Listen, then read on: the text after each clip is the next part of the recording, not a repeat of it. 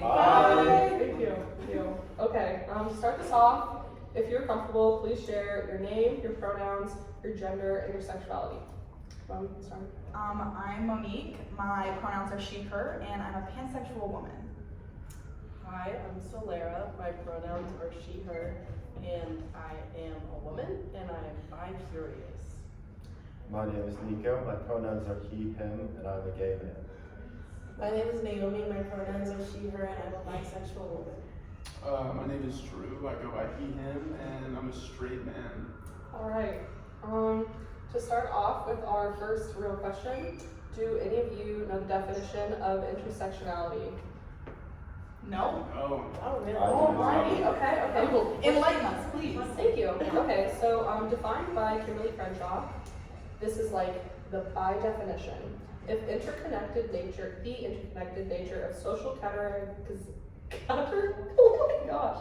categorizations such as race, class, and gender as they apply to a given individual or group regarded as creating overlapping and independent systems of discrimination or disadvantage.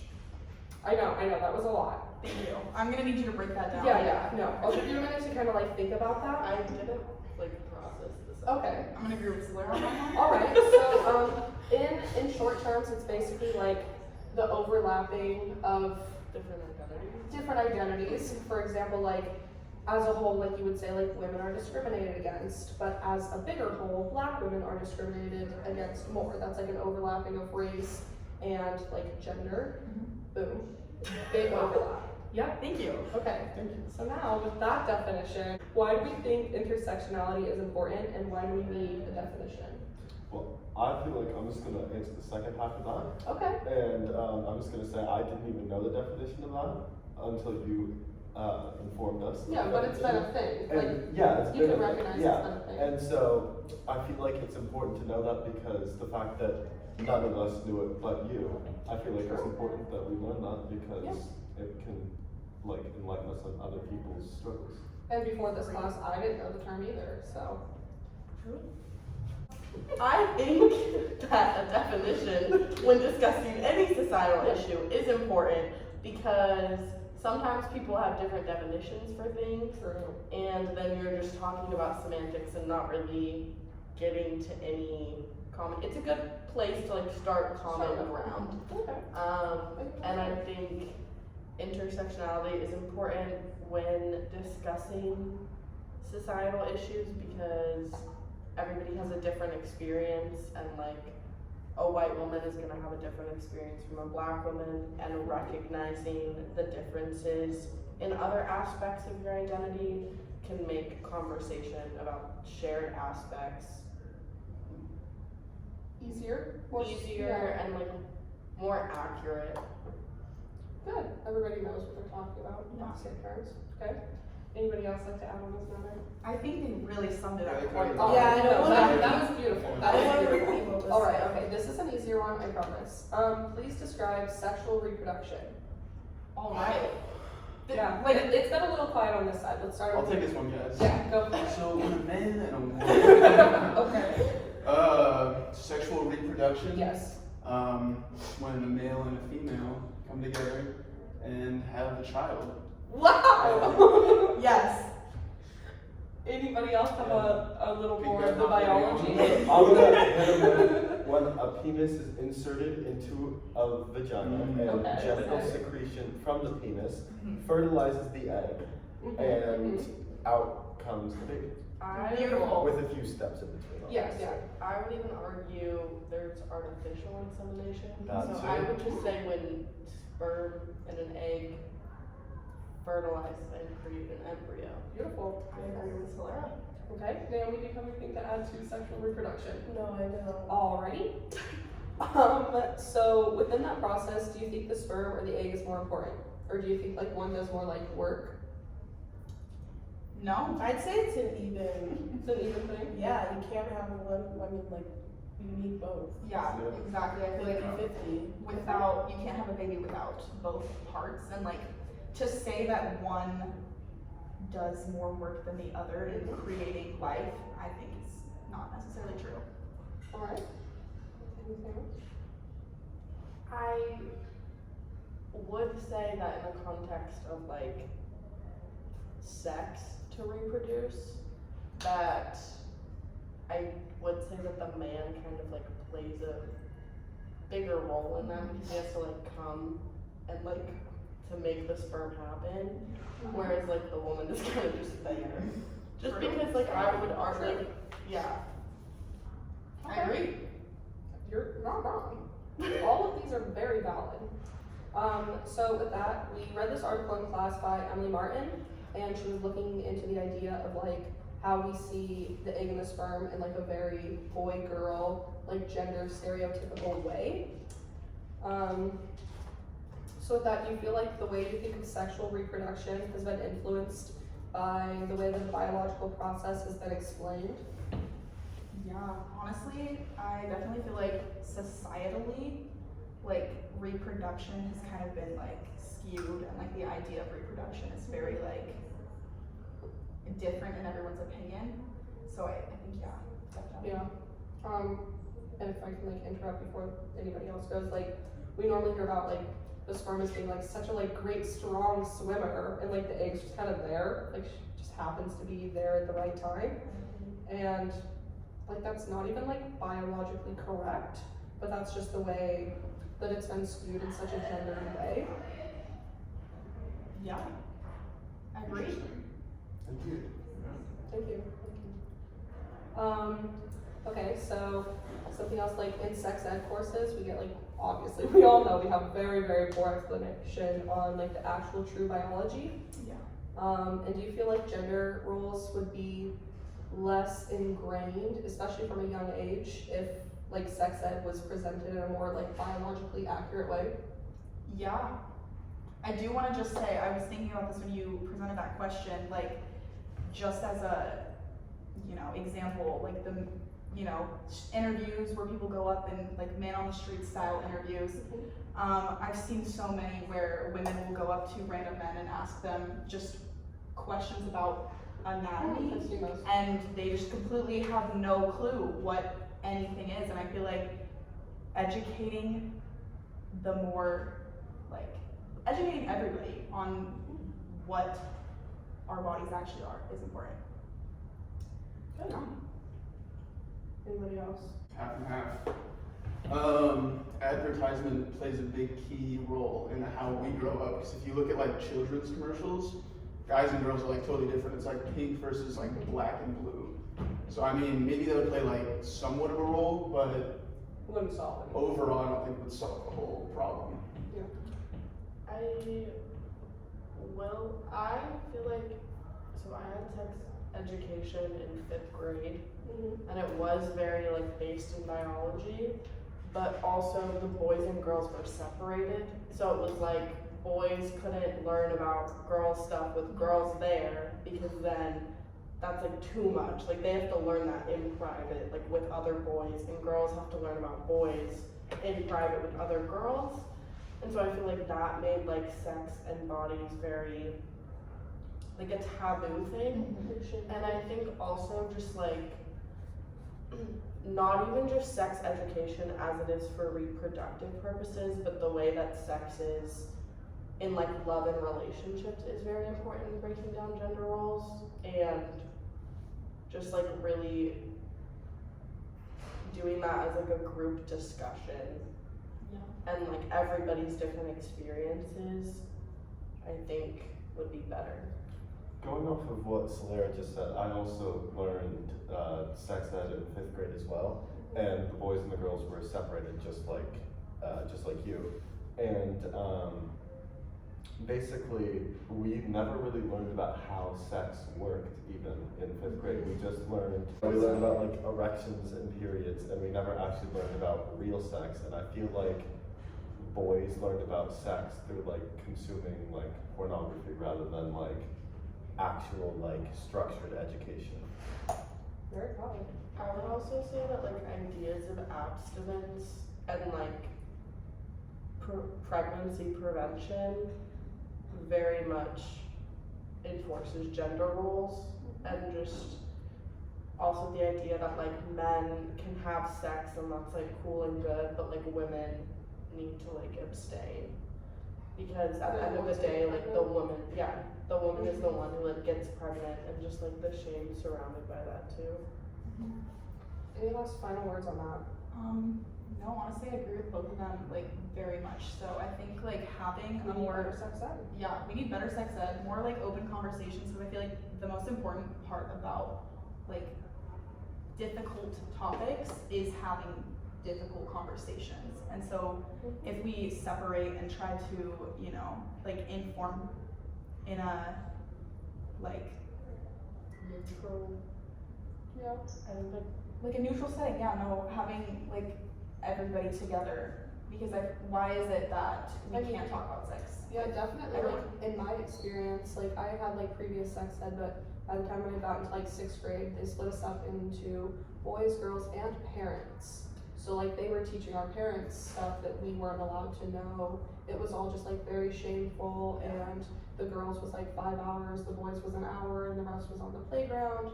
It's just very a fun And I system. think a lot of it centers around how to like avoid shame. Like how to have sex in the least shameful way, and like just avoid everything, and like In turn, it just causes instead of like looking at things in like a positive light. And even just like pregnancy was, or not pregnancy, my period was something that I was like terrified of. And like just creating sex education to be like appreciating our bodies and learning about our bodies, instead of learning what to be ashamed about our bodies. Like that shift would be very beneficial. Oh. With that, that's a great segue. How do we define sex? What is sex? Okay, wow, this is a good question, I told you actually. it was a great segue. Personally, I feel like every individual has a different definition of sex to them, just because there are so many gender identities, there are so many sexualities, there are so many like different preferences, that to define sex in like one way is unfair. I don't know, some may consider sex only penetration, some may consider it oral, some may consider, you know, in more like religious contexts, you know, abstaining from even as simple as a kiss, you know, that could be serious and like sex related. So I think it's different for everyone. Anybody like to share their definition I think for what it means to you? sex to me depends on the person, the situation, and how I felt. Like, I think also a big thing with sex is consent.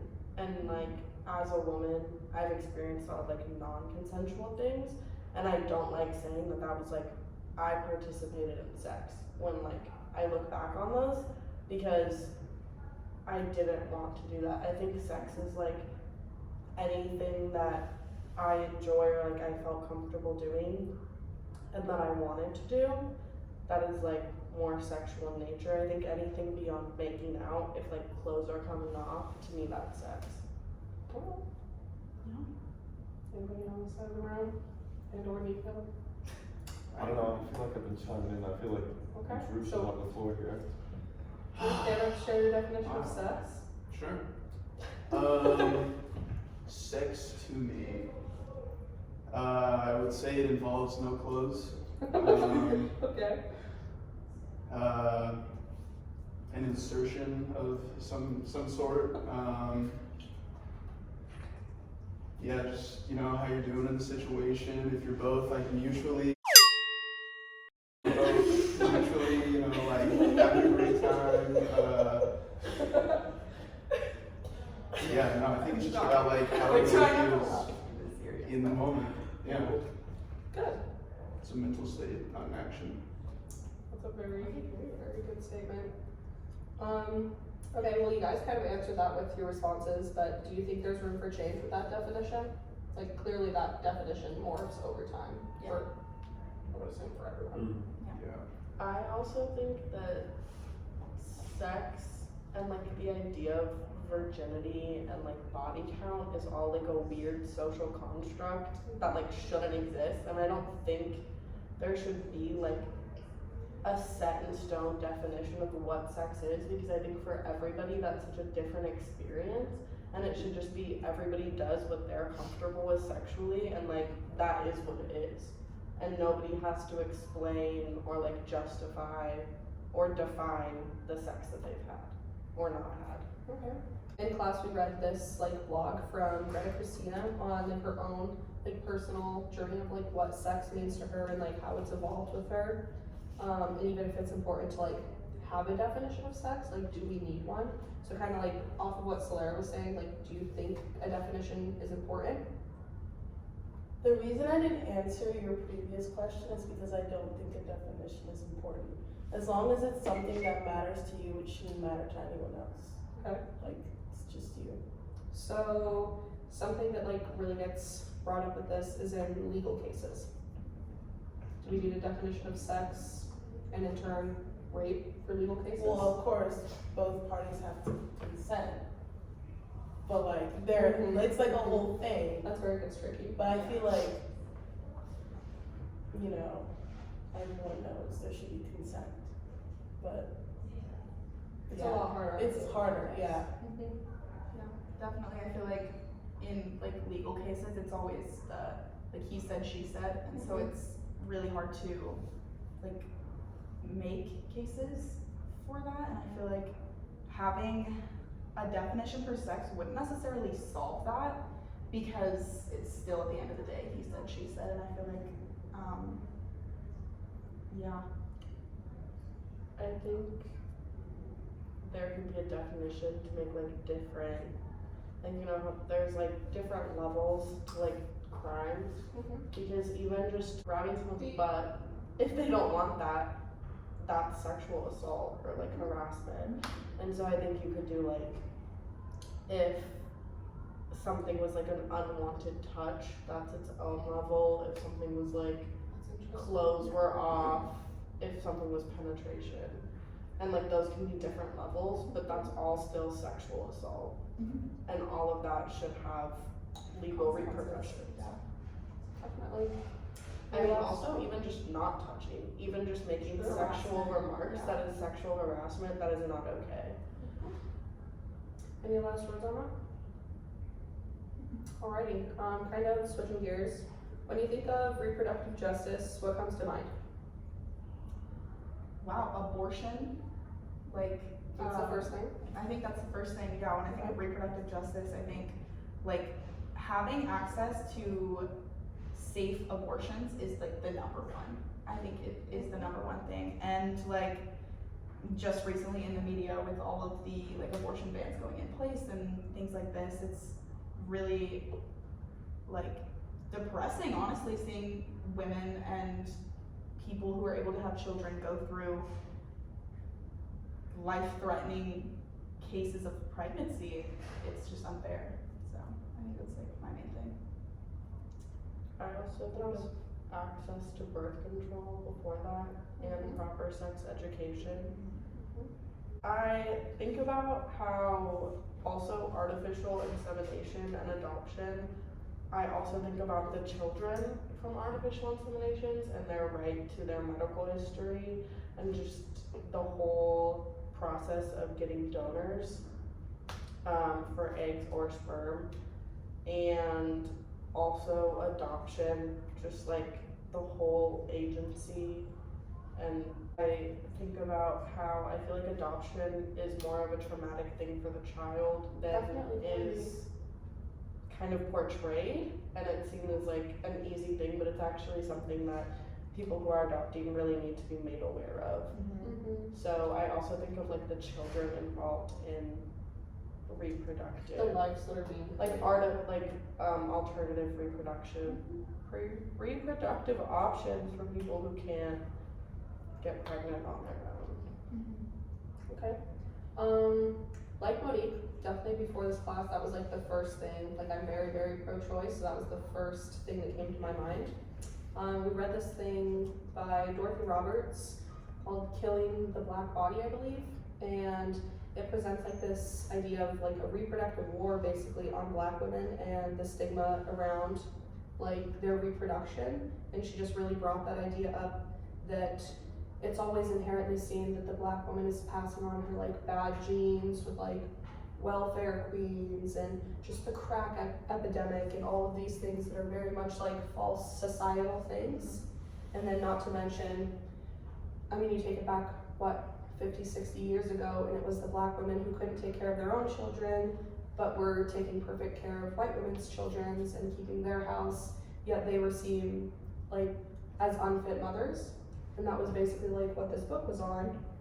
And I just thought that was a really important point, because we bring up like abortion's normally the first thing that comes to mind when, you know, so much of our population isn't even seen as fit to have children or reproduce based on just pure racist ideologies. And then going even further from that, there's been so many cases that have never come out of doctors like sterilizing like 12, 13-year-old like black girls without their consent, without their knowledge, and then that's just that. There's no going back from that. And I just thought that was like a really like wow eye-opener, just to hear when you think of like reproductive justice. And one of her points was that that needs to be the first thing on our mind, and I completely agree. I feel like as a basis of reproduction, that needs to be like one of the first topics that's being brought up. That's actually like very, I mean, this is disheartening to hear. Like, and wow. Yeah, no, insane. I mean, that's not something that I've heard about before. And so like, And that's the you know, issue. exactly, definitely, that's the main issue. And that's horrible. I mean, thinking about doing that to anyone, like, that's just insane. Like, I really don't have words, honestly. Any other comments on that part? I've heard about that, and I've also heard a lot of arguments for abortion that kind of use that to be pro-life, and to say that abortions and oh my god, what's the Planned Parenthood? That Planned Parenthood was created to like basically get black women to get abortions and just euthanize that, and so then that is how to like, it's been used to say that nobody should have access to abortions. And I think that that's insane that like those just are not like related. Like somebody's access to get an abortion is completely separate from somebody's access to not get an abortion and have a kid and have that. Like both of those choices are up to the woman. Rachel? Anything over here? Anything over there? Alright. Okay. Do we all know who Aunt Jemima is? Yeah. The little, like, Yes. syrup lady? Okay. So with that, how do we think that characters like that with the typical like mammy role continue, like even today, to shape our societal views on black mothers? I did just want to address something about Okay. this specifically. Funny that you bring this up. Obviously, I'm sorry for citing TikTok, but I like saw this TikTok a while ago, like showing the progression of Aunt Jemima on the syrup bottles over history, and like the inherent racism in that is just insane. Like the older pictures showing like extremely like, well, racist and just like untrue like depiction of black women is pretty gross. So yeah. Thank you. Yeah. I definitely think like, cause they're going through like, I don't know if it's an official lawsuit, but the whole like rebrand, because they're like, oh wow, this is racist, like no wonder, and whatever, I don't know when that started, like what, 2020? I don't know if anybody knows. Yeah. Anyway, the rebranding. I saw an ad and it's like a new name and they say the same great taste as Aunt Jemima, which also feels a bit weird because you're like still You're still using selling it. using that, capitalizing exactly. off of Yeah, it, it's so. it's all about profit in the end. Yeah. Do you want to clear up the definition of mammy? Because not many people know what it is. It's like very much like, it's this whole like ideology, like you see it a lot in like older films, and again, it's like, you guys have seen The Help. Okay, it's basically just like that entire idea that really just got, like the media ran with the whole black woman of the White House, and she's this comforting, caring person, but then passes on her bad genes to her own children. It's kind of more along like the double standard of that. Did you have anything to add to that? I mean, kind of. I was reading an article the other day, and I don't know if you guys like watch like the shows that they have now, but there were some shows where they have like a therapist, and the therapist is always a black woman or an older black woman. She always gives advice, but like that's it. And I think it goes back to the man roles. It very much does. Like Back just then. soothing. And it seems like not bad at all, but if you like really think about it, like that's all she is, just Yeah. a therapist, or like the friend, in, like those 90s Not the main sitcoms. character. Yeah, Right. like the comedy relief character. Literally, like when I think of like, I don't know if you've seen the show Good Luck Charlie, Mhm. her friend, like Yeah. she had no backstory. She was just there for comedic relief, and I think that goes back a lot to when people didn't really see black people as like, you know, individuals. They just saw them as like comedic relief, which is still to this day, but you know, that's all they see them as, so Yeah. I'd give it that. I definitely also just think the way that society kind of acts like we're past racism, when Jim Crow laws weren't even 100 years ago, and slavery is still so like Present today. we're not far from that. If you look at like the prison system that was like created to like keep black people enslaved basically. And again, the crack epidemic. And also just like the school to prison pipeline, like redlining, all of those things. And then also even just the fact that like the party that supported slavery is still a political party to this day, and there hasn't even been like, let's Any maybe like choice. create a new party that's like named something different. And I just don't think when we're still so connected to that and still so connected to the groups that caused these injustices, to act as if we're beyond racism as a whole is not accurate. No, yeah, you can definitely see the effects of slavery today. People are like, oh, why are there so many black people in the South? It's because they never left the South. There's not that many black people in Oregon because they weren't allowed in Oregon. Until Black what, people, 50 years ago, yeah, legally? black people of color are gonna go where other people of color are. Like, that's just how it is. Pretty simple. Any final words on that? Alrighty.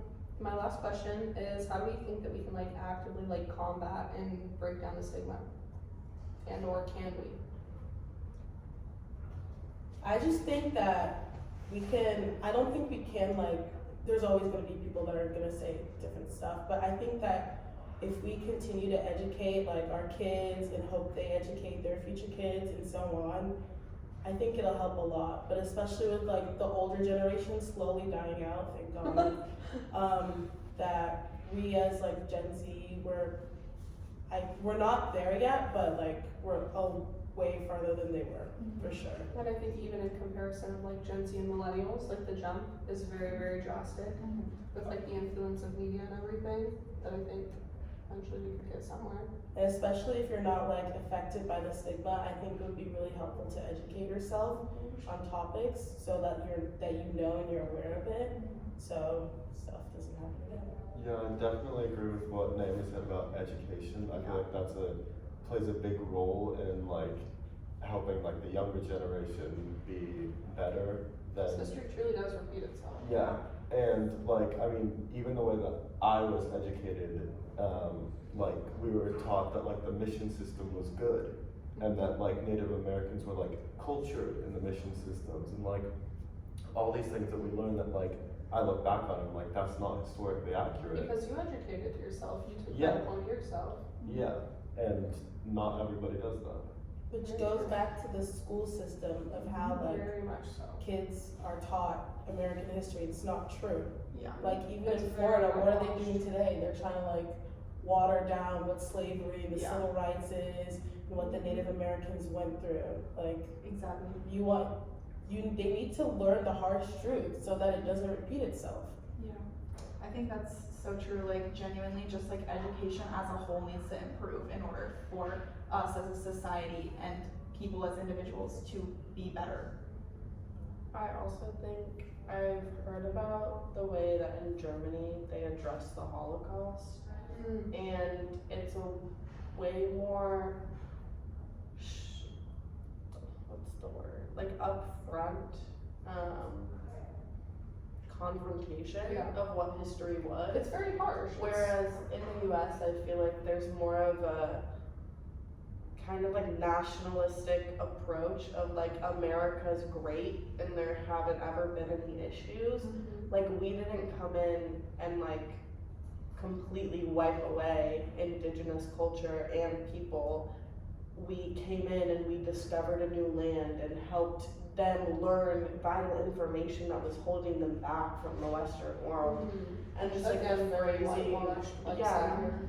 And so I think using the education system to confront mistakes, as they were saying, is really important, and just changing, like, addressing those things doesn't mean that America still can't be good. And if anything, it'll help America be better. Nobody grows from staying in denial of their mistakes, and I think that goes for the country too. So true. Wow, just spitting facts right now. But I do think it'll take a while for America to like come to its senses, especially with like, sorry to dig on Joe Biden, but he's an old white man. Like I feel like the newer generation has to Infiltrate. yeah. Yeah, I totally agree with that because I feel like one thing that like political parties, like regardless of your political party, like they're all run by old white men. Very much So regardless, like yeah, we can have better social like policies, we can have better economic policies, regardless, it's all run by the same system The that same we subset. exactly that we started from. So I also know that this isn't realistic to say that like the Republican, and I don't mean that like Republican ideals should be gone, but I really do, like going back to the fact that that was like still the party that supported slavery. I just think that's insane that that hasn't been completely removed and a new party hasn't been created. yeah. Because I think a lot of people who are white supremacists and are racists will go to that, obviously. They find their And- safety net in. yeah, and that's like what it was, and even if that isn't what it is now, the people who support what it was are gonna support it now. Yeah. And so I think, and not that this is realistic, but I really do think the political parties and just like getting rid of like even just the name of the Republican Party would just separate it from its past a little bit. And I think that's really important. I think it'll be a long time before they do that because even to this day, people still fly the Confederate flag. Yeah. And Or you if they think, ever do. oh, it's because I'm Southern. Like it doesn't have anything to do with the Civil War. Da, da, da. Don't lie. Don't lie to yourself. Yeah. I wanted to relate that actually to what Soler brought up about Germany. Like we are still in America, we can legally do pretty much everything that like you could have, like hateful things. Like you could have the Confederate flag, you Yeah. can say a bunch of hateful slurs towards people that like has caused major disputes. But in Germany, like you cannot like fly a Nazi flag. You cannot like do like the salute or any of those things that like were like present during the Holocaust. But in America, we can still do everything that like Perpetrates hate. yeah, like we can still fly the Confederate flag and all those things, and it just still hasn't changed like 200 years later.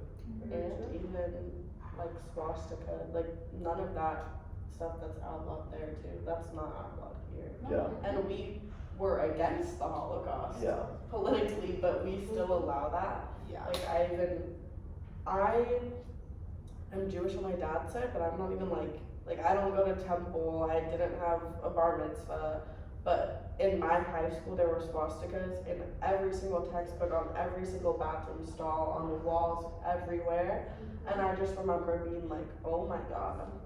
Like I had never experienced that, and just in America, hate speech and racism and white supremacy is just so prevalent in everyday life. And so much more accepted than it should be, not tolerated at all. It's just like, yeah. Like I turned in a textbook once because I had gotten it and there were swastikas all over it. And I turned to them and I was like, there's swastikas everywhere. And the librarian was not even surprised or like, oh my god, that's awful. She was like, oh yeah, like, let's just get Alright, rid we'll of scribble it one. out.